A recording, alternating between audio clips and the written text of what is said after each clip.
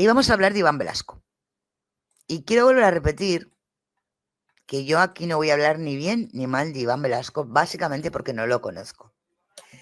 Y si yo creo que pudiera ser que algo de veracidad pudiera tener algo lo que está contando Iván Velasco, a ver, veracidad tampoco es la palabra, que pudiera ir bien encaminado.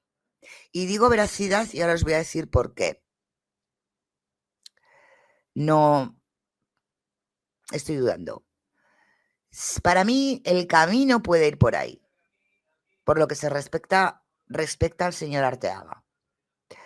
Lo que pasa es que por lo que respecta a Daniel, no, vuelvo a repetir, con lo que respecta a Daniel Sancho, no me cuadra, porque miente. Y es justamente en el aspecto que miente, Daniel. Y estoy segurísima. Y quiero recordar que un imputado tiene derecho a mentir, pero alguien que va a un tribunal a contar lo que pasó, sea de una parte o de otra, no. Eso lo sabemos todos, ¿no? De hecho, con eso juegan mucho los fiscales, de no llamar a este como imputado para que no pueda mentir, porque si lo llaman como imputado puede mentir, y si lo llaman como testigo no puede mentir. Eso lo sabemos también, ¿no? ¿Lo sabes, no, Triún? Eso lo sabes. Daniel Sancho puede mentir, puede decir que las cosas ocurrieron en unas circunstancias que no ocurrieron. Puede hacerlo. Y no es imputable. No como tú has dicho, que bajo el recurso que han hecho, no sé cuántos delitos más les querías meter, básicamente va a ser que no. Por dos cosas. Una, por lo que te estoy diciendo, porque un imputado puede mentir. Tiene que ser el fiscal y el juez el que sepan hacer su trabajo, y porque cuando tú estás poniendo pruebas encima de la mesa, básicamente no estás mintiendo. Y lo que tú estás dando a entender es que tú no tienes derecho, como le han hecho a Daniel, que es por una de las cosas que están queriendo quitar el juicio o retirar el juicio y que se haga otro, derecho a defenderte. ¿Cómo el no dejarte presentar las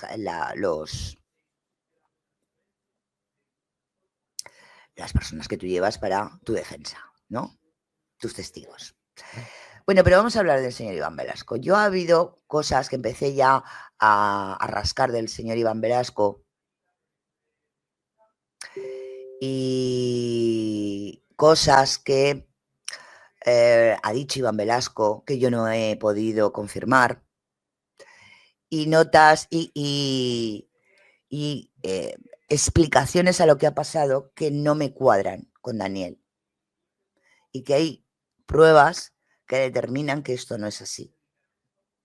Y es lo que quiero ver con vosotros.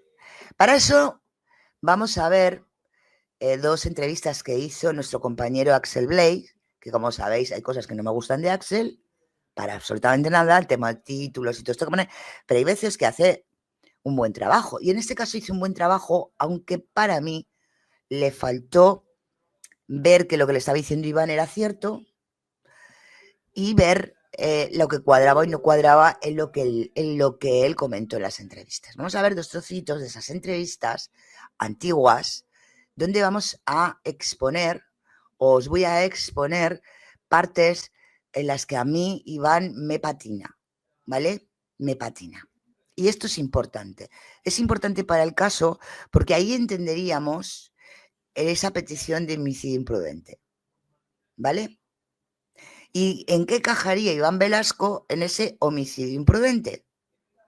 No sé si me entendéis, pero me vais a entender en cuanto veamos la situación. Bueno, vamos a ver un trocito de la primera entrevista de Iván, la que retiró Axel, que ahí falló Axel en el hecho de no pedirle pruebas, que es algo que yo le he echado en cara a Iván Velasco, porque yo he intentado ponerme en contacto con Iván Velasco por activa y por pasiva y no ha habido manera. No ha habido manera de hacerlo por estas dudas que os voy a poner a vosotros ahora encima de la mesa. Iván, yo he intentado ponerme para hablar contigo en contacto, ponerme y poder hablar contigo y que esas dudas me las explicaras, ¿vale? Pero visto lo visto y con ha pasado tanto tiempo, pues yo voy a exponer las dudas y si vienes a bien explicármelas, pues yo estaré abierta, por supuesto, a escucharte, ¿no? Porque todo lo que sea un bien para Daniel, aunque sea en esa omisión involuntario, o para mí esa parte en la que Daniel no dice la verdad, desde luego apoyaré. Pero vamos a ver, vamos a escuchar en principio esa primera entrevista, ese trocito. Ya os aviso que se escucha fatal, recordáis que estaba en Tailandia, la verdad es que no había muy buen audio, sabéis que intento arreglarlos, pero pues lo que hay, ¿no? Es lo que hay. Yo quiero que estéis atentos, ¿no? Y os iré diciendo dónde a mí me raya el tema de la información que está dando, ¿vale? O no me cuadra. Voy a poner esa primera entrevista.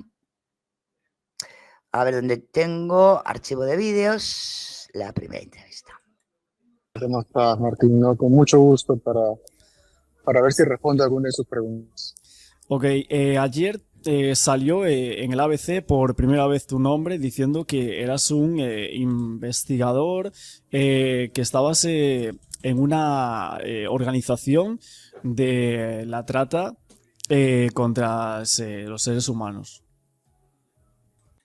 Vale, esto es lo primero que quería hablar con vosotros.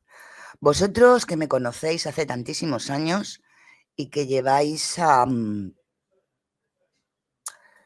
y que sabéis en lo que curro, ¿no? Porque ya sabéis que yo no hago true crime, que yo lo que hago justamente es esto que está diciendo Iván. Trabajo por la trata de personas, sobre todo por la trata de niños. Todos sabéis que yo tengo informadores dentro de organizaciones muy, muy importantes, incluso con temas de Interpol, con compañeras también y compañeros que están metidos ahí. Y no te conocen, Iván. Y he hablado con las más importantes. Nadie me ha sabido explicar, nadie ha sabido dar, o nadie me ha sabido dar, jolín, ninguna data. Lo único que he podido encontrar es una organización sin fines de lucro que pudiera ser que pertenecieras ahí, pero tampoco me dan data sobre ti. Y no soy un cualquiera para que me la den, Iván. Y lo digo en alto porque la gente me conoce. Porque llevo muchos temas de trata de niños, de búsqueda de niños, y lo saben. Llevo muchos años con esto. A ver, no soy Dios, me puedo confundir. Igual sí que salía alguien diciéndome, sí, es en esta y en esta. Pero con lo que yo me muevo y con la gente que conozco, no me han, no ha habido forma de poder conectarte a ti con el tema de búsqueda de personas por trata. La única conexión, darme 2 minutitos porque me lo he dejado apuntado en otro sitio aparte, porque ya sabéis que llevo mis archivos aparte y no quiero confundirme de organización, que tiene que ver mucho con el tema de los pastores presbiterianos, evangélicos y todo esto. Dame 2 segundos, es que se me ha olvidado coger ese archivador. 2 minutitos. A ver, aquí lo tengo. Es que se me ha olvidado totalmente. Es una tal WFN, World Ferdon Network, algo así, que no sé, lo siento, pero mi inglés es horrible. Pero bueno, se la conoce como WFN, que es la única que pudiera ser que encajara en lo que estás contando, pero tampoco he podido, no sé, encajar esa información. ¿A qué me refiero a esto? No digo que esté mintiendo, digo que es muy extraño que yo no haya podido ubicarte en tiempo y espacio. Te lo digo porque es así. No quiero decir con esto que hubiera pedido más información sobre lo que tú trabajabas. A mí con decirme sí, está trabajando en esto, yo me hubiera conformado. Porque yo no suelo fastidiar investigaciones, ya me conocéis, ni suelo joder personas que están dentro de ellas. Simplemente era para confirmar que en ese mundillo, que no es tan grande, y tú lo sabes, Iván, pudiera alguien conocerte. Y no lo he logrado, Iván. Y es una duda de las que tengo bastante razonable. Vamos a continuar. O sea, esa era la labor que yo hacía antes, o sea, hasta hace más o menos 12 años. Yo me dedicaba a rescatar víctimas de tráfico de personas. Es una organización humanitaria privada que recibe fondos privados y en algunas ocasiones nos contactan. Estas organizaciones básicamente todas reciben fondos privados, ¿eh? Porque ya sabéis que los gobiernos están metidos y no suelen ser casi todas, suelen recibir fondos privados. Para poder ayudarnos a rescatar personas que habían sido raptadas, ¿no? Eso fue en el año 2000, desde el 2008, 2009 hasta el 2014 que tuve que dejar de hacerlo. Pero sí, en esa época, más o menos en el 2010, estaba revisando los files y en el 2010 ya teníamos acusaciones contra Riet. En el 2010. Pero no 2010. ¿Sí? Pero hay acusaciones desde 2006. Pero a mí directamente fue desde 2010. Que yo noté y quedó ahí. O sea, no eran muchachitos que se quejaban y hablaban de este Riet. Ok, Pero no, eso no quedó ahí nada más. ¿No? Pero fue como digamos que anecdótico porque yo simplemente fui tomando notas y salió el nombre de Riet. Ok, pero realmente, ¿cuál es tu trabajo? Tú eres psicólogo forense, ¿no? No. No, yo soy psicólogo. Soy psicólogo matrimonial. Psicólogo Lo que matrimonial. pasa Yo tengo el currículum del señor Velasco. A ver, os lo voy a poner en pantalla. Es lo que dice, o sea, ojo, que no me estoy inventando absolutamente nada. Darme 2 instantes, que está en inglés. A ver si me lo quiere traducir al español. Y os lo enseño. A ver. Jope. ¿Y ahora por qué no me lo traduce? Ahora, ¿por qué no me lo quiere traducir? Dadme 2 instantes, 2 minutejos. Y a ver. Jope. Pero ahora saber que estoy intentando que me lo traduzca. No sé por qué narices ahora no me los quieres traducir. Si hasta ahora me lo traducías. ¿Por qué no me sale la traducción? Ay, señor. Bueno, os lo voy a enseñar, no me está saliendo la traducción, no entiendo por qué extraño de los motivos. Pero bueno, que os lo puedo pasar, el enlace para que vosotros mismos lo paséis. Yo no sé por qué ahora no me lo está traduciendo, sinceramente no lo entiendo. Traducir al español, a ver. Ahora, vale, ahora voy. Ahora lo he encontrado. Perdonad, no sé por qué esta página no me está dejando traducir, ¿vale? Y os voy a presentar la pantalla. Compartimos la pantalla. Esto os lo voy a dejar todos, tanto en el canal de Telegram como si queréis allí, ¿no? Aquí estás, Iván Velasco. Aquí tenéis la pantalla. Quito. Si es que como tengo 50 millones de historias, pues es lo que hay, ¿no? Que tengo 70 millones de cosas aquí está. Aquí la tenéis, os la pongo en grande. Hace terapia de pareja, cuestiones multiculturales, trabaja con actores, modelos, trabaja con trabajadores sexuales y negociadores. Ha vivido en Estados Unidos, en Perú, en Argentina, en Brasil. Pues ni en Brasil, ni en Argentina, ni en Perú. Bueno, es igual. Trabajando con terapeutas, porque es psicoterapeuta, no es, pero me voy a poner en otro lado que veréis mejor. No es psicólogo como tal, es como yo, psicoterapeuta.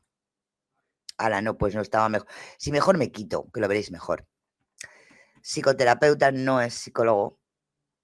Había en Estados Unidos, como terapeuta, ¿veis? Es psicoterapeuta, es como yo, no es psicólogo.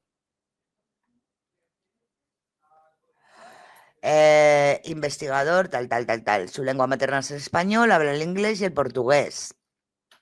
¿Vale? Y tiene aquí, pues, las sesiones individuales, las sesiones conjuntas, lo que cobra él por las terapias. ¿Vale? Aquí lo tenéis. como veis, es lo que hay. Lo que más está tratando este señor, y ahora lo vamos a ver, es el tema de el transexualismo y el homosexual, y el tema de homosexual. Y ahora os vais dando cuenta qué pinta realmente Iván Velasco, ¿no? Lo que él, y voy a poner un trocito de una entrevista que le hicieron, entrevista con el pastor Iván Velasco, pastor de la iglesia presbiteriana, la que voy a ponerle el enlace y así lo veis. Lo que él más lleva, parece ser, o más trata, es con el tema de la homosexualidad, ¿vale? Y ahí es donde estaríamos hablando, aquí la tenéis, estaríamos hablando de esa parte de la defensa que está trabajando directamente con esa petición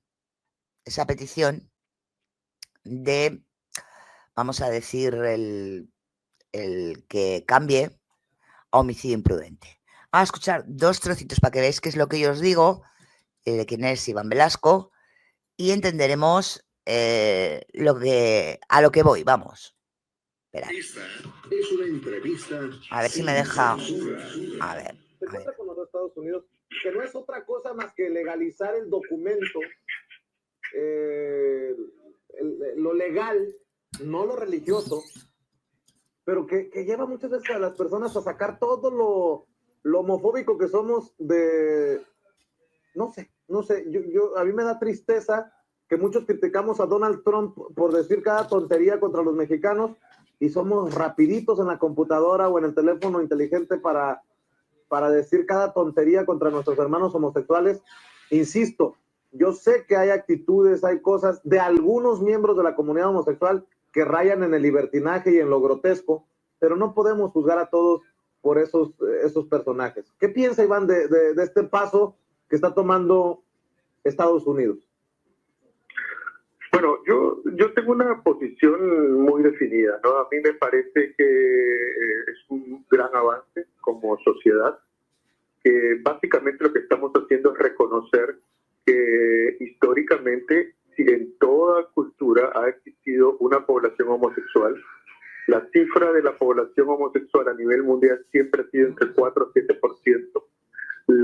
La comunidad homosexual siempre ha tratado de luchar por sus derechos, y esta lucha antiguamente era muy solapada y muy pequeña. Ahora solamente se ha hecho más pública, no solamente en los Estados Unidos, también en nuestros países latinoamericanos. Y básicamente lo que ha hecho los Estados Unidos es decir, reconocer, sí, pues existe una comunidad homosexual, siempre ha existido. Yo creo que todos o cualquiera de nosotros hemos conocido.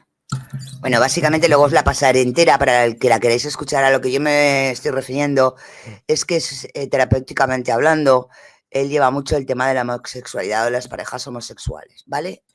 Entonces ahí entraría lo que estábamos hablando del tema del homicidio imprudente, con el tema de si sí o no eran pareja o quería, o no eran pareja, pero Edwin quería aprovecharse de Daniel. Creo que por ahí estamos entendiendo por dónde voy. Pero vamos a continuar un trocito más de esa entrevista, muy poquito, por algo que dice que tampoco he podido corroborar. Y entendemos. Vamos a ello. Pero además Hoy me especializo en víctimas de abuso sexual, víctimas masculinas de abuso y asalto sexual. Ok. De parejas homosexuales, ¿no? En este caso. Sí. Ok. Ahora, fue una coincidencia que cuando veo el caso, lo escucho y por primera vez y me llamó la atención y empecé a escuchar los canales, todos los que estaban poniendo en YouTube y me parecía que, yo me daba cuenta que no sabían de lo que estaban hablando hasta que encontré tu canal y me di cuenta que lo que tú decías más o menos se alineaba con lo que yo creía que era, y por eso pues ahí es cuando te empiezo a escribir, ¿no? En tu transmisiones cuando tenía tiempo. Y luego ya sale el nombre de Arrieta, ya recuerdo también yo quién era, me comunico con algunas víctimas y empiezo a hacer entrevistas y ya ahí me comunico con Rodolfo y sus abogados y les digo lo que yo sé y que yo creo que su hijo es. Yo le digo, yo creo que este es inocente, yo creo que él se ha defendido, creo que este tipo era un monstruo y yo le creo. Así comenzó todo. O sea, ¿tú crees que Daniel Sancho es inocente? No, es totalmente inocente. Lo único que ha sucedido es que este hombre, que era un hombre de 1,80 m, pesa poco más de 100 kilos, lo ha tratado de violar. Entonces él se ha defendido. Ahí es en la parte de que yo no estoy de acuerdo, luego lo veremos porque hay pruebas que esto no fue así. Básicamente porque hay pruebas que esto no fue así. ¿Vale? Entonces yo no estoy de acuerdo con él. Yo vuelvo a repetir que en ese aspecto para mí hay, Daniel miente, y siempre lo he dicho, porque hay indicios brutales, nivel Dios, de que no fue así. ¿Vale? Entonces, vamos a escuchar un trocito donde a mí tampoco he encontrado la data y luego ya vamos a pasar a una entrevista que sí que quiero que veáis conmigo. Vamos a ver un trocito para asentar lo que yo he podido ver de Iván Velasco. Ahora, ya que ahora ya pasó el juicio, viendo todas las pruebas, hablando con los forenses, todos estamos de acuerdo de que que Luca murió a la hora de que se cae de espaldas, luego de que le muerde el brazo a Daniel, y ahí es cuando lo empuja y el tipo se va hacia atrás y se golpea la parte Sí. izquierda y muere. Claro que es que, por ejemplo, ahora en las últimas horas yo he estado leyendo varios recortes de prensa que hablaban de que Edu Arrieta había amenazado a Daniel Sancho con una persona muy cercana a la cual tenía mucho Eso sí me lo cariño creo, pero por el otros mismo aspectos. Daniel. Entonces, ¿eso Sí. crees que puede influir a la hora, pues ¿Qué quiero que evidentemente, de esa diga? pelea, que se produzca esa pelea? Por eso es evidente, es Porque obvio, eso lo ¿no? veremos Claro, luego. si La data para... vienen y te Yo dicen, he intentado averiguar si quién tú era no haces Iván lo que te Velasco. digo, voy a quemar viva a tu hermanita o a tu sobrina y después te mando las cenizas a tu casa. Las amenazas, porque él hacía esas amenazas, no solo a él, o a las otras víctimas que yo hablaba era lo mismo. Es decir, las amenazas que él usaba era que te voy a mandar las cenizas de tu mamá o de tu hermana, o voy a meter en aceite hirviendo a tu hermana, voy a matar a tu abuela, cosas así, ¿no? Él usaba esas amenazas que él usaba, son las típicas del cartel de Medellín.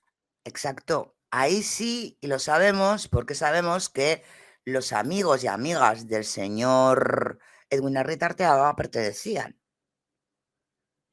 a ese mundillo, vamos a decir así. Recordar de los Ardalgoitia, ahora no me acuerdo bien del apellido, nunca me ha salido ese apellido, ¿no? De los Jatín, que son clanes directamente relacionados con el cártel. O sea, que yo no quiero decir con esto que para nada, ¿no? Que Edwin, que no lo creo así, estaba de alguna manera relacionado con el tema de la droga, ¿vale?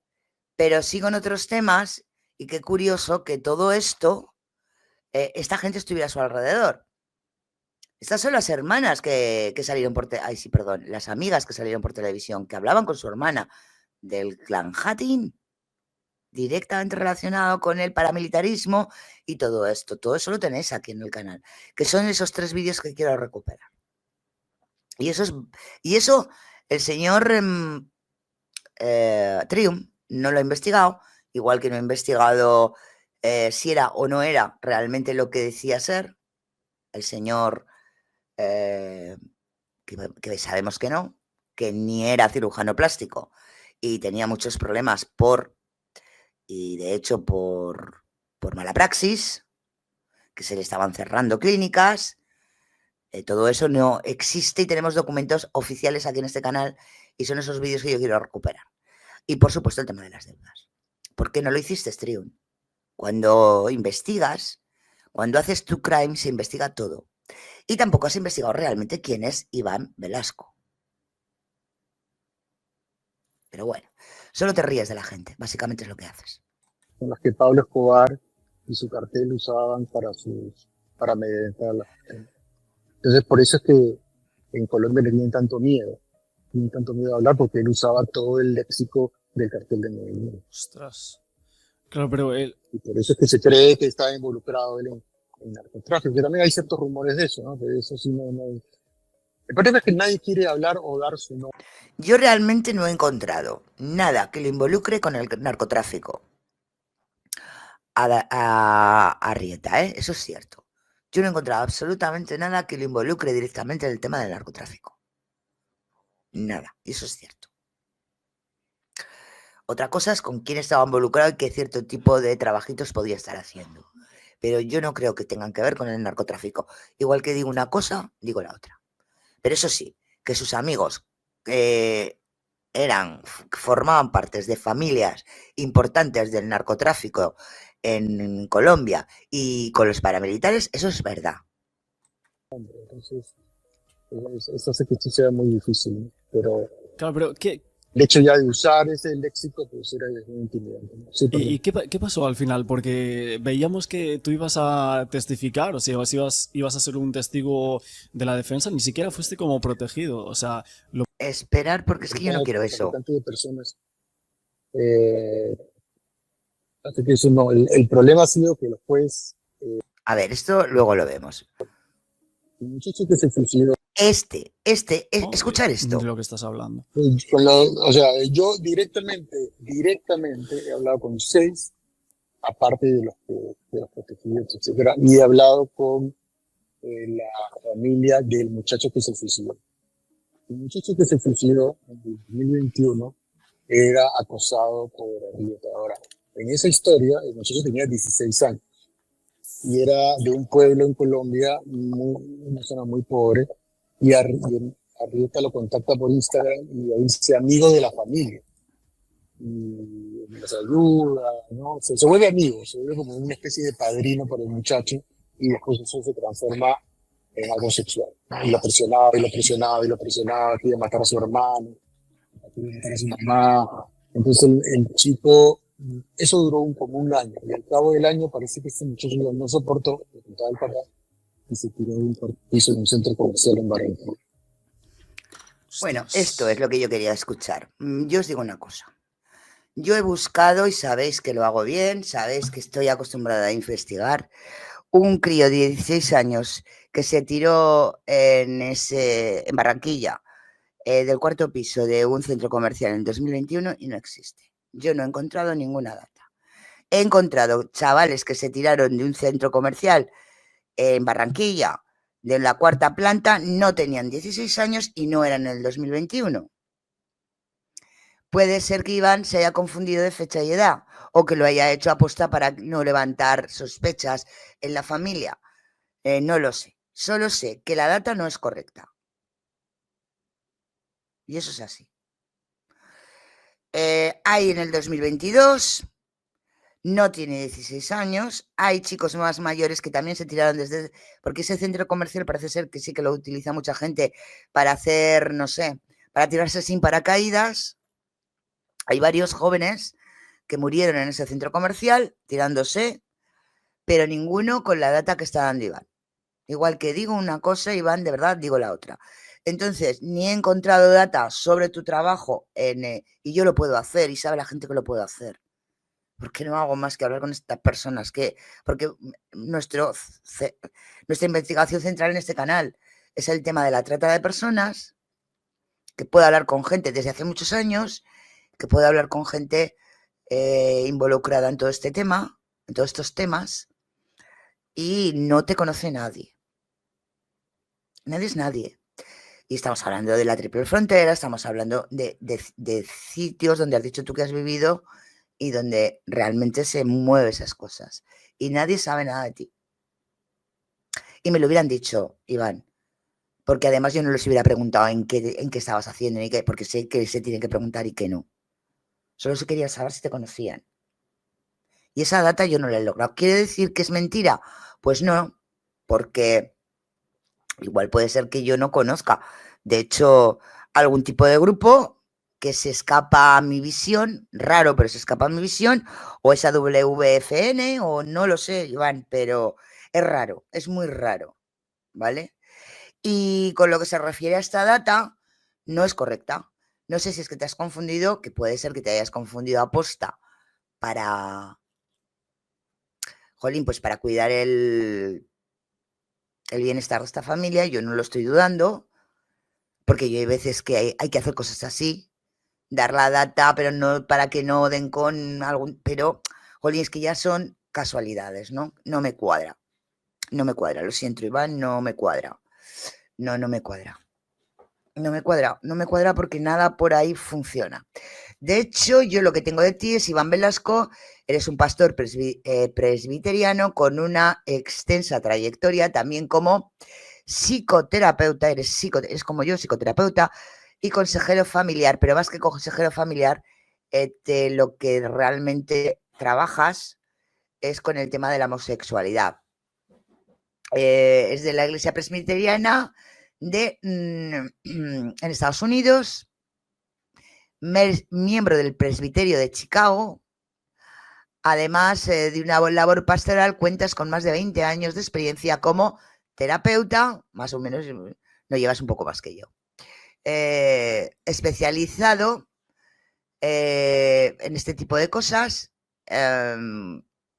con mucho enfoque cristiano, lógico, porque lo que me han dicho es eso, con muchísimo enfoque cristiano, y trabajas con diversas comunidades hispanohablantes, ¿vale? Naciste en Perú, te trasladaste a Estados Unidos y ahí has trabajado en el ámbito pastoral y terapéutico, en Lima como en Chicago. Dicen que eres muy bueno como pastor, eso sí, están muy contentos con todo el tema pastoral que llevas, y que aconsejas en terapias familiares más dadas a terapias de pareja con el mismo sexo. Estaba mirando si se me va algo más. Has trabajado en Trinity Internacional y parece ser la que yo comento, Innover University, parece, pero no me han dado la data. Posees licencia licencia profesional para ejercer la terapia clínica en litigios. La terapia clínica en litigios, o sea, la psicoterapia llevada a esta data. A ver, estás vinculada a temas judiciales, casos judiciales mediáticos, relacionado con la trata de personas. No te he encontrado ninguno más que en el de Sancho. Te soy sincera. Y yo llevo muchísimos. Pero puede ser. No niego, pero a mí, yo que estas cosas las llevo así, no los he encontrado, ¿eh? Por eso me gustaría hablar contigo. Temas dedicados al tema presbiteriano, como psicoterapeuta, y ha sido muy controvertido. Tus declaraciones siempre, cosa que si trabajas con estas cosas es lógica, y ha sido de objeto de investigaciones y polémicas. Esa es la data que tengo real de ti. De gente que ya sabéis que me da la información 100%, ¿vale? Bueno, esa es la data real que tengo. Vuelvo a repetir, yo sigo esperando poder ponerme en contacto contigo, poder hablar contigo, porque a mí me da la sensación de lo que vamos a hablar ahora, que es lo que a mí, ahora vamos a ver en esa otra, ahora la subo, entrevista, la última entrevista que tuviste con Axel. Luego os pondré la dirección del canal de Axel, porque no vamos a ver la entrevista entera. Y si la queréis ver entera, podéis verla en el canal de Axel. Ahora os pondré el enlace de la entrevista para que podáis seguir el canal del compañero. Todos, ¿cómo estáis? Bienvenidos por aquí a un nuevo directo. A la entrevista entera, porque nosotros vamos a ver solo un pedacito para entender por dónde voy, ¿vale? Vamos a ello. en Asebles 16. Hoy vamos a entrevistar a un psicólogo llamado Iván Velasco, que estuvo de primera mano en lo que es el caso de Daniel Sancho, que venimos comentando hasta el sol de hoy, desde agosto prácticamente comentando este caso. Creo que nunca un tema había durado tanto y menos un caso como un supuesto crimen en esta ocasión, y que tiene muchos... Ay, Axel, ay, Axel. Lo que pasa es que tú no investigas, pero nosotros hemos estado... Mira, y lo he recordado antes, el caso de Bar España, 10 años y pico. flecos, muchas opiniones divididas, contrariadas, ¿no?, entre sí. Y creo que la opinión de Iván Velasco es un tanto diferente, ¿no?, a otras que hemos visto a lo largo de los programas, ya sea de YouTube o en televisión. Así que queríamos también escucharlo por aquí, lo que tenía que decir, lo que él piensa y demás. Muchísimas gracias, Iván. ¿Y qué tal? ¿Cómo estás? Bien, ¿qué tal? ¿Cómo estás? Qué gusto verte. Vale, a ver si se te escucha perfecto, ya nos irá diciendo la gente. Sí. No sé sí, en principio creo que se te escucha guay, Okay. así que vamos a ir empezando. Tú eres psicólogo, estás ubicado en los Estados Unidos, ¿no? Así es, yo trabajo acá en la ciudad de Chicago y aparte soy, Psicoterapeuta. vendría a ser el equivalente a un sacerdote presbiteriano. O sea, hago las dos cosas. Trabajo en el presbiterio de Chicago evaluando casos de abuso sexual a menores dentro de iglesias y aparte trabajo como psicólogo privado, ¿no? Oye, hay una persona, creo que fue una periodista, si no me equivoco, que te dijo algo así, como que eras un loquito evangélico. Bueno, o sea, la denominación evangélica es algo diferente, ¿no? La iglesia presbiteriana es muy parecida a la iglesia católica, es muy diferente que el evangelicalismo. Supongo que se habrá confundido, ¿no? La diferencia con la iglesia católica es que nosotros podemos casarnos, ¿no? Ok. Bueno, en realidad habíamos hecho una entrevista por aquí, nosotros la borramos, pero hoy queríamos tener como una opinión un poquito más alargada de Es la entrevista, el trocito de entrevista que hemos visto antes. la sombra que dejó un poco aquella pequeña charla tan corta, ¿no?, en un momento determinado. La primera pregunta, y muy clara, sobre el caso de Daniel. ¿Tú piensas que Daniel no tendría que tener una sentencia condenatoria, aparte del descuartizamiento? Mira, obviamente mi opinión es un poco lo de afuera, lo que he conversado con él, evaluando las cosas y en base a mi experiencia, pero yo estoy convencido de que la situación de Daniel se debe más que todo a una reacción frente a un clásico caso de acoso y abuso en el cual ha tenido una reacción buscando defenderse, ¿no? A mí no me sorprende, en los otros casos que he trabajado, he hablado. Yo lo siento, pero ahí discierno del compañero. Normalmente cuando son este tema de acosos y abusos, llegan a un límite mayor hasta que la persona reacciona y se va. No me cuadra. No me cuadra. De hecho, no me cuadra ni me ha cuadrado nunca varias cosas, ¿no?, en esto. Por eso no estoy de acuerdo y veo que esta línea va en una línea defensiva. El que Iván Velasco esté. Por eso ahí es donde yo voy. A esa parte donde quieren que realmente al final pueda hacer un trato, vamos a decir, con la justicia tailandesa, y es en la parte que para mí miente Daniel, ¿no? Y es en la parte de quedarse con un homicidio involuntario, ¿vale? ¿Por qué? Primero, porque no hay ninguna prueba en ningún sitio, de ningún puesto, de nada, donde sea cierto que el señor Edwin Adier Arteaga tenía una, ¿cómo lo decimos?, relaciones íntimas con el señor Daniel Sancho. ¿Por qué? Porque todo eso que se ha dicho de chapero, de que estaba en las páginas, todo eso, no hay ni una sola prueba. No hay ni una sola prueba que verifique que el señor Daniel Sancho Bronchalo fuera una persona que vendía su cuerpo, vamos a decirlo así. Punto primero. Y sabéis, y yo creo que lo sabemos todos, que si esto realmente hubiera ocurrido, lo hubiéramos visto. Y no ha ocurrido, y creo que no ha ocurrido nunca. Yo creo que la relación real que tenían Daniel con Edwin era una relación profesional, donde el señor Arrieta quiso involucrar a Daniel diciéndole que iba a aportar capital al proyecto de Daniel. Y es lo que, ahí es donde yo creo que Daniel miente, en esa relación, ¿vale? Y es donde yo creo que Daniel miente, porque ni Daniel era homosexual, es clarísimo, no hay nadie que haya dicho en ningún sitio que era homosexual, ni hay una prueba de que eso ocurriera. Más os digo, quiero recordaros que parece ser que no, en el libro del señor Triun no tenemos bien las bases de las cosas, que el señor Edwin Arrieta Arteaga se iba el día 3 por la noche. Y estaban diciendo que le iba a pedir matrimonio a Daniel en la fiesta de la luna, cuando la fiesta de la luna es del 3 a la noche del 4. O sea, el señor Edwin no iba a la fiesta de la luna en ningún momento. Eso no lo digo yo, lo dice la documentación. Se iba a Madrid, se iba a España, el día 3. Entonces, ¿cómo es que iba a la fiesta de la luna y le iba a pedir matrimonio? No hay ni una sola puñetera foto, y mira que han sacado fotos y han sacado cosas, donde haya algún tipo de manifestación que podamos ver en fotos de Edwin y Daniel, que ellos tenían una relación ya no amorosa, porque es que ni esa, sino una relación de ese tipo.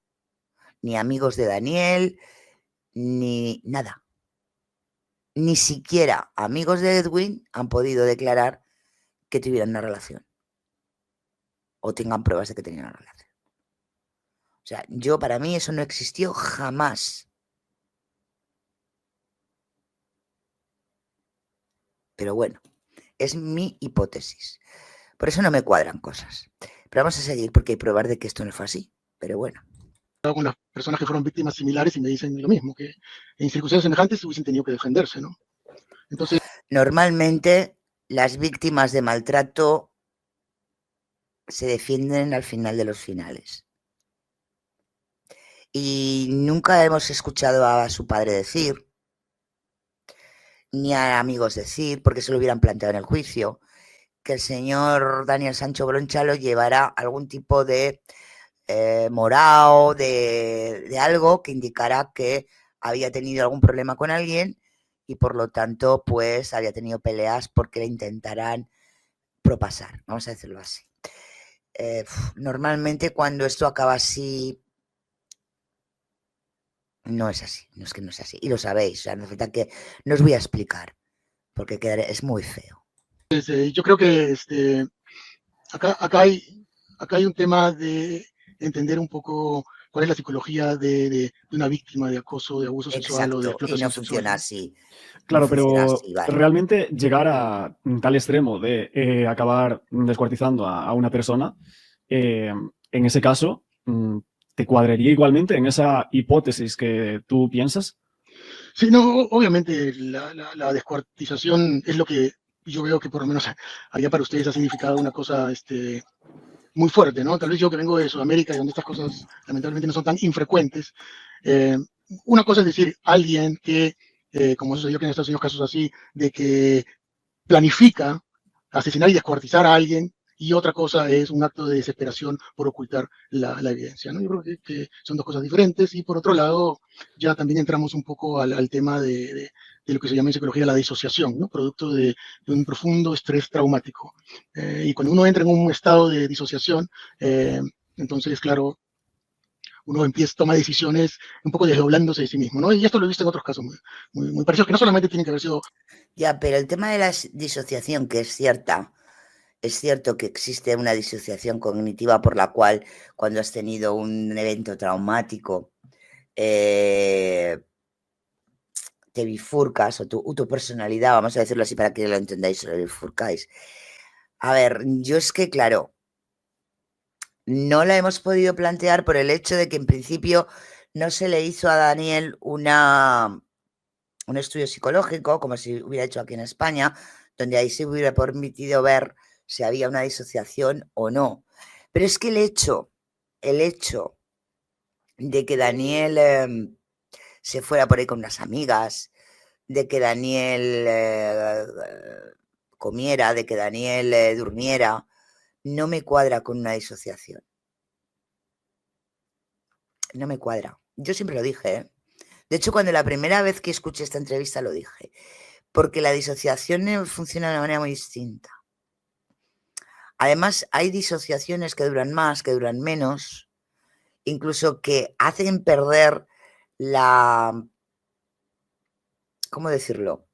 la naturalidad de la persona, de lo que ha pasado, lo que no ha pasado, la realidad, más que la naturalidad, perdón, la realidad. Y yo no he visto a Daniel en ningún momento, por lo que nos cuentan, que claro, es que tampoco he hablado con él, yo no puedo decir ni que sí ni que no. Pero cuando tú tienes que hacer un acto así, de repente,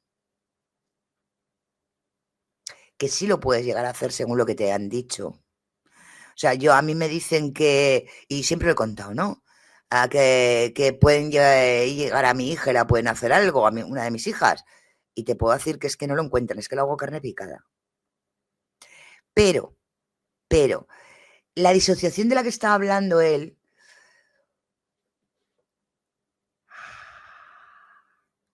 yo no la he visto plasmada en nada de lo que ha hecho Daniel, ni de lo que ha contado Daniel. No la he encontrado. O no la he podido ver. Eso no quiere decir que no haya ocurrido, ojo, porque ahí ese documento o esa data no la tenemos. Pero por cómo he visto que se han dado las circunstancias, ¿qué quieres que te diga? Yo la dudo, la pongo en duda. Lo dije desde el principio que hoy esta entrevista, ¿no? Pero tampoco puedo negar algo que sí puede ocurrir, y que es bastante normal que pueda ocurrir, Pero bueno, sobre todo en la psicopedagogía, trabajando en la psicopedagogía. Pero ahí lo dejo, Pero vamos a lo que vamos. Respecto a abuso sexual a jóvenes adultos, también ha sido, también cuando he trabajado con víctimas de clérigos, víctimas sexuales de clérigos. Por ejemplo, recuerdo el caso de una niña que ella fue abusada por un pastor evangélico justamente, y cada vez que ella pasaba frente a una iglesia, la niña se quedaba en un estado catatónico y se desdoblaba. Pero eso no se llama, es que eso no se llama un psicoshock. Una cosa es lo que estamos hablando, un desdoblamiento de la personalidad en un momento determinado, y otra cosa es un psicoshock. Lo que está hablando él es un psicoshock. Además, mirad lo que os digo, muchas de las alergias que tenemos son compatibles con psicoshock. El cuerpo reacciona a algo que hemos vivido antes que no nos ha gustado. Pero lo que está contando en este momento Iván es un psicoshock. Algo provocado por una vivencia. No un momento de desdoblamiento de la personalidad por un acto en sí. No es lo mismo, por eso estoy dudando tanto. Sentía que se desdoblaba, lo cual era un cuadro de disociación, ¿no? Este tipo de... No es un cuadro de disociación eso. No es un cuadro de disociación. Es un psicoshock. Algo que te provoca algo que has vivido. Y eso nos pasa muchísimos y muchas veces sin saberlo, Ojo, muchas veces sin saberlo nos pasa, Y corporalmente nos creemos que es una alergia. Fíjate lo que os digo. Entonces no tiene nada que ver una cosa con la otra. Por eso es que estoy dudando muchísimo. Asociaciones, producto de un estrés traumático, no son infrecuentes en la víctima, ¿no? Lo cual me parece a mí que eso... Pero eso si estamos hablando de estrés postraumáticos, que son tres cosas distintas. Una cosa es una disociación por un acto, otra cosa es un psicoshock y otra cosa es un estrés postraumático. No me encaja lo que está contando. Explicar lo que sucedió a posteriori de la pelea, ¿no? Claro, pero ¿cuánto dura un estado disociado, como me estás contando? ¿Qué intervalo puede tener de tiempo? Yo creo que depende de la gravedad del trauma, ¿no? Por ejemplo, esta niña de que te hablo, ella por mucho tiempo, Porque no es lo que estáis diciendo, vuelvo a repetir. Eso es un psicoshock. No es lo mismo. Por eso me está rayando tanto este hombre. De años no podía ni pisar una iglesia porque entraba en un estado catatónico que podía durar unos 20 minutos, ¿no? Ahora, cuando ha sucedido un evento como este, no es raro que la persona tarde días o semanas en internalizar el hecho. Una persona, por ejemplo, Una persona con ese hecho no llega a días ni semanas, ese desdoblamiento, por una causa. Lleva años con trabajo terapéutico. Que no me cuadra mucho todo esto, pero es lo que os digo. Pero vamos a donde vamos, que es para mí a lo que yo quiero exponer, que para mí está trabajando, y me parece bien, ojo, que no me parece mal, Iván Velasco. Me parece bien que lo haga, que tiene por costumbre matar, un psicópata, por ejemplo, o cuando estás hablando de narcotraficantes, normalmente ellos no Pero sufren es de que no este. es lo mismo un narcotraficante que su trabajo es matar, que tiene también emociones determinadas, que un psicópata. Y además todos los psicópatas Iván no matan. Hay muchos psicópatas que no llegan a matar. Ojo, es que esto es que como que está mezclando muchas cosas y no. Esta disociación, porque ya estamos acostumbrados, ¿no? Pero cuando alguien nunca ha experimentado una situación como esta y mata a alguien o asesina a alguien por defensa propia, pues el trauma de quitar una vida así, sí, junto a lo que ya sucedía, puede empujar a la persona a un cuadro disociativo que le puede durar. Es un estrés no es lo mismo, es que estamos en... Es que esto es un camino que se pasa psicoterapéuticamente hablando, donde en principio hay un estado disociativo, luego tenemos un psicoshock y luego tenemos que ese estrés postraumático arreglar estos años. Y yo sinceramente no veo esto en Daniel, aunque claro, no lo puedo afirmar porque no he estado con él y porque no sabemos en la reacción que ha tenido, pero con lo que he visto y he ido viendo las reacciones de las cosas y tal, a mí sinceramente no me cuadra. Yo creo que Daniel no vivió, y ahí es donde creo que miente, un descuartizamiento. Yo creo que Daniel no lo vivió. Porque entonces no estaré hablando con un psicoterapeuta, estaré hablando con un psiquiatra. Yo me encuentro con ese cuadro y llamo a un psiquiatra, porque en principio necesita medicación para pasar ese tipo de trabajo psicológico. No porque no lo pueda llevar un psicoterapeuta, ojo que lo puede llevar, sino que necesita medicación. Porque estamos hablando de un trabajo emocional nivel Dios. Una persona que ha tenido que cometer un descuartizamiento por un hecho muy grave. Una persona normal, una persona que no ha matado una mosca en su vida, que es Daniel Sancho. Entonces, es que por eso digo que no estaríamos hablando con un psicoterapeuta, estaríamos hablando ya con un psicólogo, porque Daniel necesitaría, ya os lo digo, medicación sí o sí. Es que no podría ni dormir. Básicamente no podría ni dormir. Por eso lo que dice no me cuadra. Semanas, ¿no? Ahora. Claro, pero yo digo, o sea, me Sí. refiero a que en el caso de Daniel Sancho duró muy poquito, porque de manera oficial a las horas él estaba desayunando en el mejor restaurante de la isla. O Por sea que es ejemplo, un eso no poco lo haces extraño, ¿no? con Con una ese cuadro disociación. disociativo que tú comentas. Claro, yo lo vería al contrario, vería justamente el hecho de que no internalizó lo que ha pasado. Yo creo que él lo ha internalizado mucho, ya estando en prisión. No porque no es un psicópata. No porque no es un psicópata. Un psicópata interioriza así. Otra cosa es que en un momento determinado para hacer esto te disocies.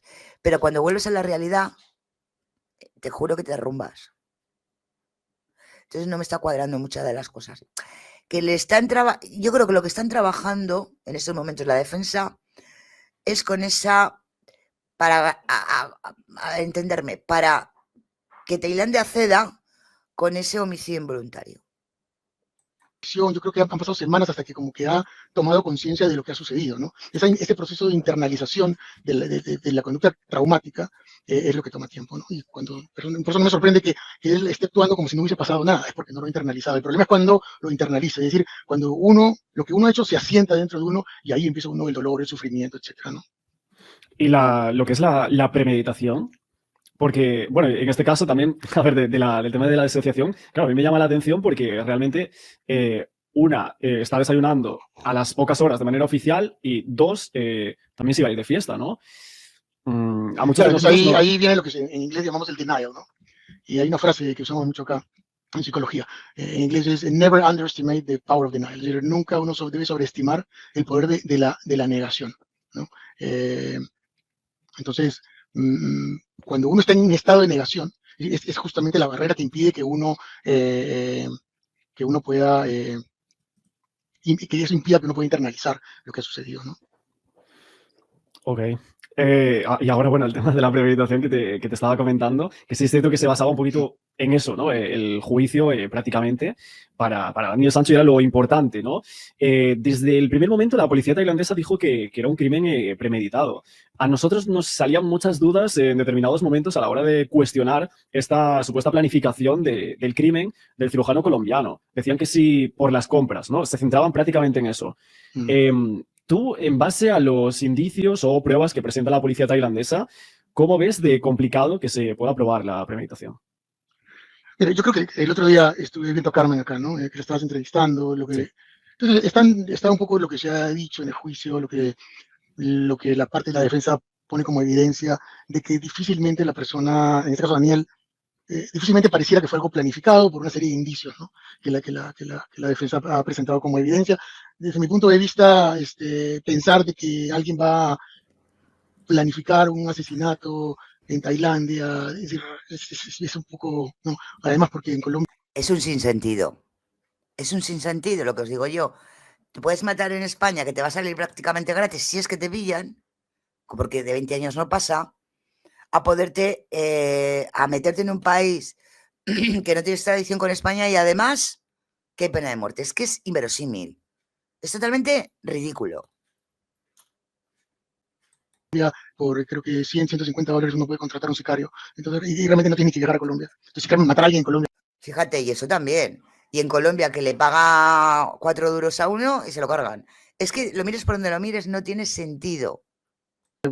lamentablemente es muy simple. No solo en Colombia, en varias partes de Latinoamérica es así.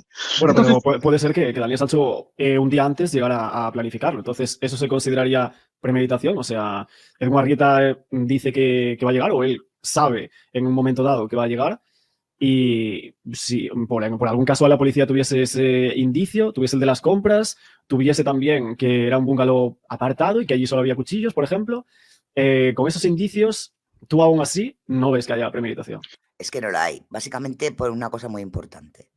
Que aquí nadie lo trata, ni Triun lo trata. La prueba 10 para la policía tailandesa solo es una al no usar los cuchillos que compró. Y es que Edwin Arrieta Arteaga tuvieran las imágenes de cómo entró Edwin Arrieta Arteaga y el señor Daniel Sancho Bronchalo al bungalow. Y no existen. No hay pruebas de que el señor Arrieta entrara al bungalow con Daniel. Fin de la conversación. Eso sumado a que esos cuchillos no fueron para, o no se usaron, dicho por la misma policía y escrito en el libro de Triun, para matarlo no hay premeditación. No hay. es que lo veo muy difícil por la historia, es decir, por la historia que hay, ¿no? Por el trauma que está experimentando este muchacho. Eh, De luego trauma está sí lo veo difícil. experimentando, eso está Que es claro. posible, todo es posible, todo es posible, ¿no? Mi interpretación de los hechos es que yo lo veo a Daniel más como alguien que fue una víctima, que sufrió un ataque, ¿no? Me parece un poco extraño que haya sido una premeditación, ¿no? Ahora tú me dices, bueno, que un día antes lo planificó. Y aquí vamos al quid de la cuestión donde yo voy. Un ataque. En un ataque hay dos personas, ¿no, chat? Hay la persona que ataca y la persona que se defiende. Ambas personas forcejean. ¿No estamos así? Es así, ¿no? Si de lo que estamos hablando es que hubo un ataque, X ataque, el que vosotros queráis o el que vosotros me digáis, y hubo un forcejeo, y se dice que el señor Daniel Sancho, vamos a ver cómo lo expresamos, para que me entendáis. Y hubo un forcejeo, y como se está contando, Daniel llevaba arañazos y mordiscos, que él lo va a decir, el señor Edwin Arrieta Arteaga tendría ADN del señor Daniel Sancho, y viceversa. No sé si el señor Daniel Sancho tendría o no, porque no le hicieron ninguna prueba, pero, y creo que es este documento, sacado de tu libro Triunars, esos arañazos que decís y esos mordiscos que decís, esto es, como veis, el informe oficial de la policía de Tailandia del estado del cadáver, ¿no? Ese es el que está en el sumario y en tu libro, Triun.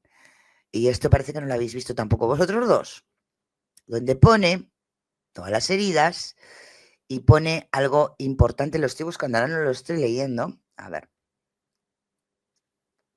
Ay, que me falta la segunda parte. Esperar que la busco, que la tengo aquí. Perdonar, pero me falta esa segunda parte, ese corte. Ahora mismo os lo saco, donde pone directamente que el señor Edwin Arrieta Arteaga no tenía ADN en las uñas, ningún tipo de ADN, básicamente hablando ni del señor Daniel ni de nadie, vamos. Así que esa pelea creo que no existió, ¿vale? Creo que no existió básicamente porque el señor Edwin Arrieta Arteaga no entró jamás a ese bungalow. Nada más y nada menos que por eso, no por otra cosa. A ver dónde tengo. Estoy buscando, perdonad. Estoy buscando esas fotos. Ese trocito para que lo leáis. Ese trocito donde pone. Aquí está.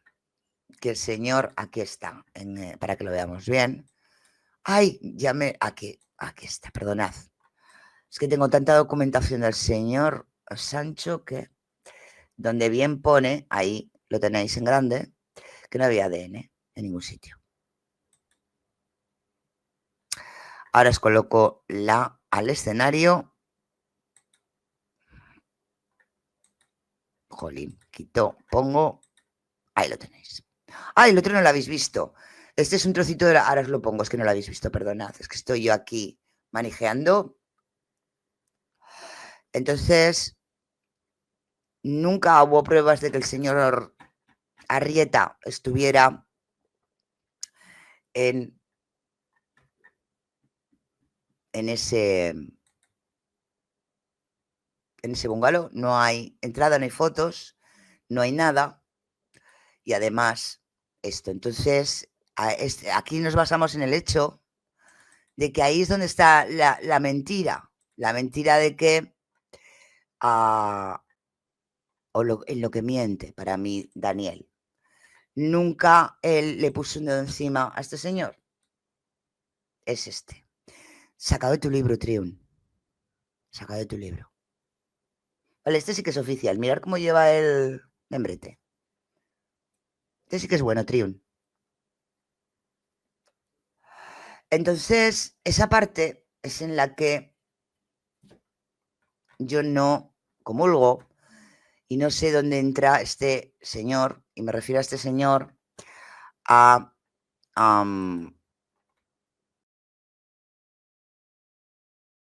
donde yo no logro pillar el hecho. Entonces, si vamos sumando de que no hay pruebas de que ellos tuvieran relaciones, pruebas de verdad, tangibles, en que eso de que le iba a pedir matrimonio es incierto el día de la luna llena, puesto que él se iba antes de la fiesta de la luna llena. Eso lo pone en el sumario, lo pone también donde el Triun. Que no existe ninguna prueba en la que se esté diciendo que el señor vendía su cuerpo, el señor Daniel Sancho. O sea, no hay ninguna prueba real de que estos tuvieran una relación, me da igual sentimental que solo física. No pudo existir una pelea por la cual cayera el señor Arrieta y el señor Sancho lo descuartizara. No hay pruebas. Entonces, viendo la línea de trabajo del señor Iván Velasco y en lo que Iván Velasco trabaja, que es en la homosexualidad, pues yo creo que esto forma parte del hecho de que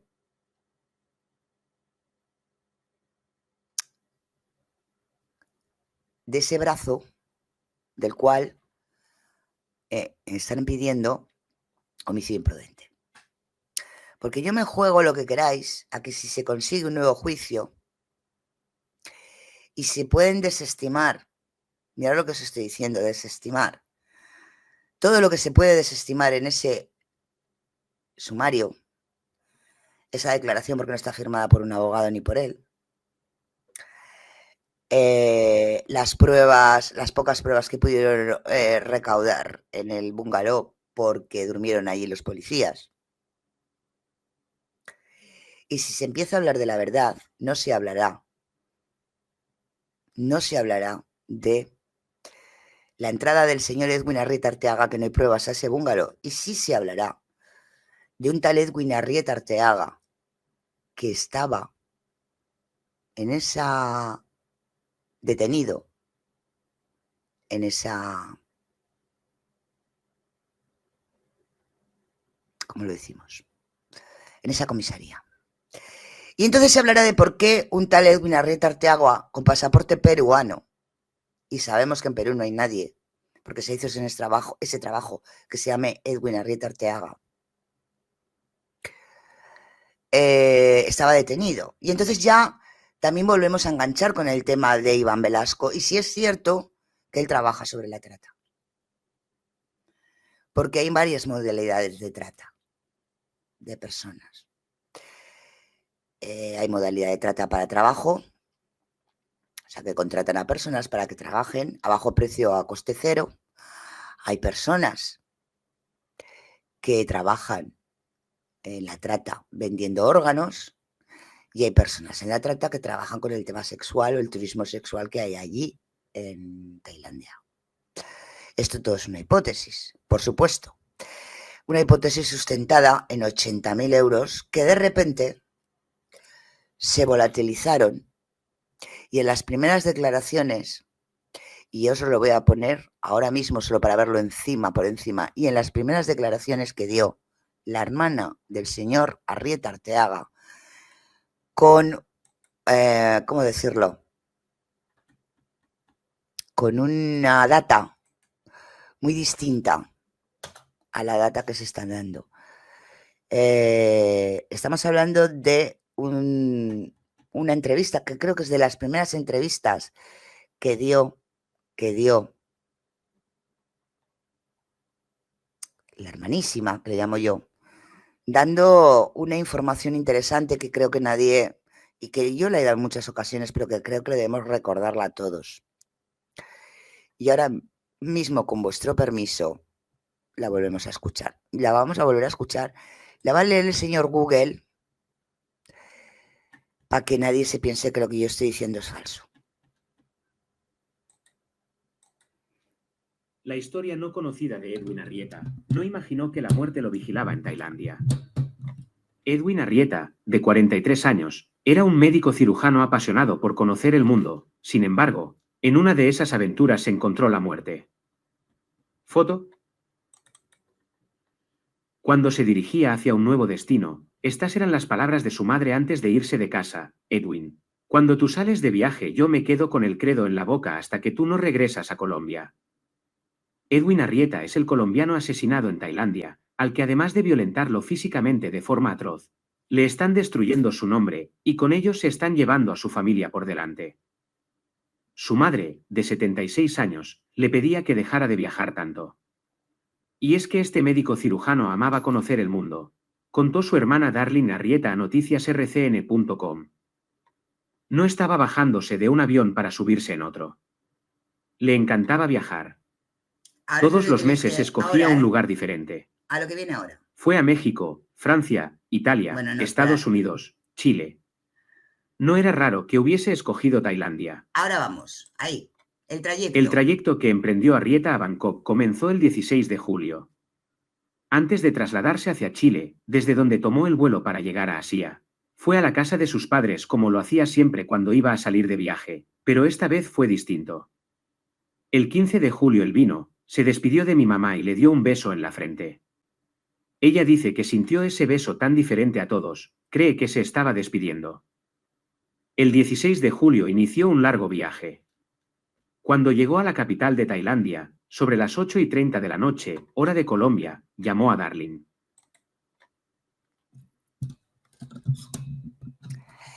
El 16 de julio inició un largo viaje. 16 de julio. Eso sumarlo a que el pasaporte no lo sacó en Colombia, que además se puede sacar vía telemática, sino que ese pasaporte se sacó, había una vez una Grieta Arteaga con pasaporte peruano, se sacó en Perú. Todo muy casual, ¿verdad? Y ahí lo dejo. Y luego los 80.000 euros de los que nadie habla. Y ahora ir sumando. No me lo estoy inventando yo, fue la misma hermana la que confirmó, frente a las sospechas que se viene sobre el cirujano colombiano Edwin Arrieta, la presunta víctima Daniel Sánchez y su familia crean que los 80.000 dólares que tenía en un hotel de Tailandia eran para comprar aparatos de cirugía estética en el país asiático. Bueno, teniendo en cuenta que no puede sacar más que 10.000 dólares de Colombia, de España tampoco se pueden sacar más que 10.000 euros o 10.000 dólares, básicamente prácticamente lo mismo. Llevaba, como todos sabemos, llevaba este señor en metálico 80.000 dólares. Y recordamos la fecha que se salió del viaje, que nos dio la hermana. Interesante, ¿verdad? Dice que para comprar insumos y no tenía clínicas, le quedaba una y estaban a punto de cerrarla. De hecho, está embargada. ¿Qué clínicas? ¿Qué insumos? Y si te lo tenías que comprar porque ese evento era en Tailandia, en la capital, en Bangkok, y tú te fuiste a Koh Phangan con los 80.000 euros, o dólares, perdón, y ahí desaparecieron. ¿De dónde sacaste los 80.000 dólares? ¿Dónde los ganó? Porque no los llevó, los ganó allí. ¿Y en qué? ¿Y cómo? Porque desde luego no eran para comprar insumos.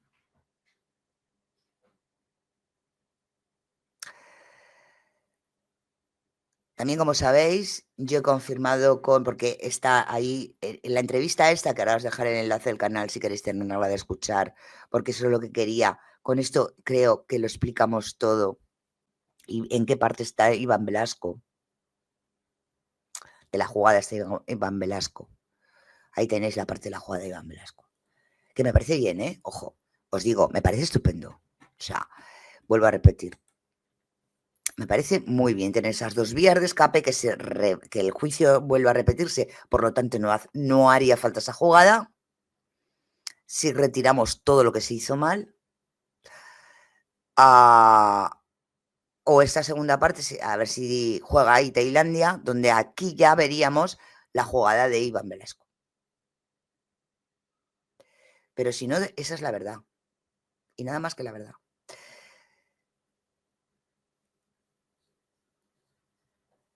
Ahí también entraría en Iván Velasco de una manera, pero lo que pasa es que ahí yo no lo tengo muy claro. Porque estaríamos hablando de que este señor también trabaja la trata, o dice él que ha trabajado en organizaciones de trata, y por ahí también podría tener algún tipo de información. Si es cierto que lo hace, yo vuelvo a repetir que no he podido encontrarlo.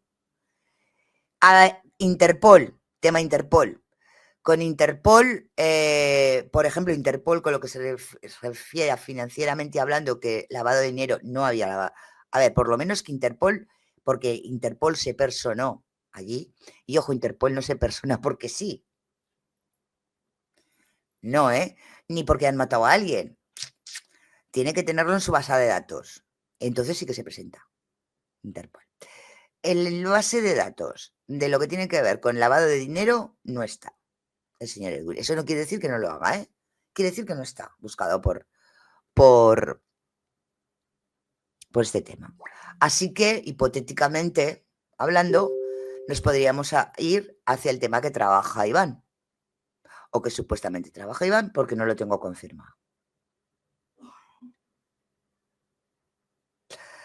Con el tema que yo trabajo también más, no hay, que sería trata de niños a nivel mundial, o movimiento de niños a nivel mundial, pero hay más trata, como he dicho.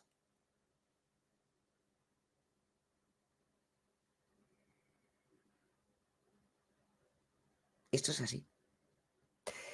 Así que yo creo que ese es el movimiento o el trabajo que está haciendo Iván Velasco. Y lo tengo muy claro. Lo que no sé si es por uno, por lo otro, por los dos. Primero porque el tema de que él haya trabajado en algún tipo de historia igual no ha sido a niveles que yo trabajo y son a menores niveles y eso no lo he podido. Por eso estoy diciendo esa WFN. Puede ser. Sea a niveles más bajos, pero es que tampoco he encontrado nunca ni casos ni esto, que no quiere decir que no, quiere decir que no los he encontrado, ¿vale? No voy a desmerecer a Iván porque no es, esto no es desmerecer a Iván, esto es entender, entender, porque por otro lado le va a venir muy bien a Rodolfo el tema psicoterapéutico, le va a venir súper bien y le va a venir bien si sale también el tema más tipo sexual, lo que le pueda ayudar Iván a la hora de plantear esa base. Pero vuelvo a repetir que la base de que una pelea por temas sexuales, para mí, es la mentira que está diciendo Daniel. Pero bueno, esto es lo que yo he recolectado, porque es importante, recopilado con el tema de Iván Velasco. Me encantaría poder hablar con él, de verdad. Además, si trabaja con estos temas, porque nosotros los trabajamos en este canal. Pero que entendamos por dónde va el tema. El tema de Triun me parece ridículo y patético. El tema es que me parece todo... Mirad, aunque todo fuera verdad, vamos a suponer que no lo es. Lo que dicen los compañeros, me parece tan brutal lo que están haciendo con la familia de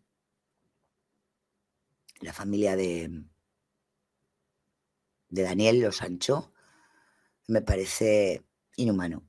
Pero además, utilizar a la madre de Daniel, porque claro, qué curioso, mira, nos lo preguntábamos, ¿no? ¿Por qué no tiran contra la madre de Daniel? Oña, porque les estaba ayudando. O sea, que todo lo que han hecho contra, ya no contra Daniel, sino contra la familia, me parece inhumano.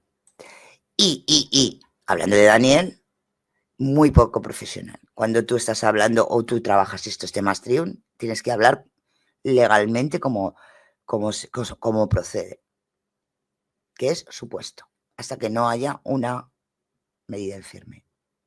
Te guste o no, habrá veces que te guste y habrá veces que no te guste, pero es así. Y esto es lo que os quería exponer y creo que, bueno, lo pensáis y me escribís, ¿no? Como siempre os he dado data y os he dado en la mano lo que hay, ¿no? Las pruebas que hay, que no me estoy inventando las cosas. El viernes o sábado hicieron un directo y es de dar risa. Ya nada es creíble de esta pandi. Pero nunca ha sido creíble, Laura. En cuanto se empezaron a ver las documentaciones que Triun mismo enseñó, ya no era nada creíble. Si ya era lo que decimos aquí, si carecía de sentido común, sin documentación, cuando enseñaron ya la documentación era patético. Yo los que os quiero enseñar y que quiero que penséis, que no quiero que me creáis a mí, quiero que penséis, como os digo siempre, sois libres pensadores. Y lo voy a dejar ya porque tengo que preparar el última hora reset, ¿vale? Este vídeo, yo como sabéis, luego lo partiré en dos para que vaya suelto los que queráis ver lo que es lo más novedoso, que es lo que hemos dicho al principio de Daniel y del tema de la cárcel. Y luego, por otro lado, el tema de Iván, que sí me gustaría que penséis. Ahora, cuando acabe el vídeo, os pondré el enlace para que podáis ver, si queréis, lo que es la entrevista completa que le hace a Axel Blay en su canal, que es interesante que la veáis. Yo os digo que la veáis, es interesante que la veáis para daros una idea de la realidad, ¿no? De lo que estamos viendo con el tema de Iván Velasco, que me parece bien, ¿eh? Ojo, me parece bien, tanto que trabaje por un lado como que se trabaje por el otro, de las dos vías que se pueden llevar a cabo con el tema del juicio de Daniel. O sea, me parece estupendo, pero sí me gustaría saber la verdad y poderme poner en contacto con él y que me confirmara ciertas cosas que, aunque yo entiendo que si estás con él, lo entiendo, y no te voy a preguntar nada de Daniel, por supuestísimo que no. Sobre todo cuando tú eres un terapeuta, que yo soy terapeuta y sé cómo se trabaja. para nada, pero sí que me gustaría verificar una data con respecto a lo que se está contando, sobre todo el tema o en los temas que has trabajado tú, ¿vale? Lo demás, desde luego, yo sé respetar muy bien cuando hay una causa abierta a la gente, ¿vale? Dicho esto, aquí lo dejo. Muchísimas gracias. Nos vemos dentro de un ratito. Sí que subiré esos 3 vídeos para volver a recordar con documentación que el señor Arrieta no es lo que nos han pintado. Eso no quiere decir, por supuesto, y lo quiero dejar claro, que nadie tenga derecho a quitarle la vida a nadie, ¿eh? Digo que no era lo que están contando. Un besito a todos y nos vemos dentro.